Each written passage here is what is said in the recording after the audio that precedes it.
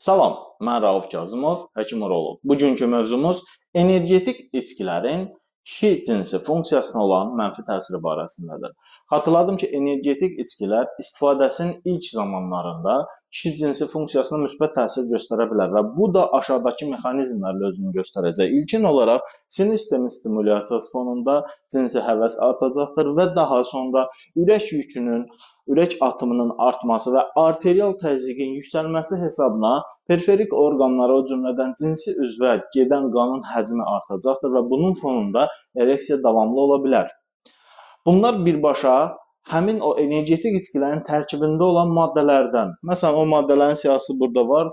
Kafein, taurin, guaran, L-karnitin, fruktoza, glukoza, saxaroza kimi maddələrin hesabınadır. Ancaq bunlar bir həddə qədərdir. Həmin həddi aşdıqdan sonra orqanizmdə enerji atımı o qədər yüksək səviyyəyə çatır ki, orqanizm artıq yorğunluq etapına keçir.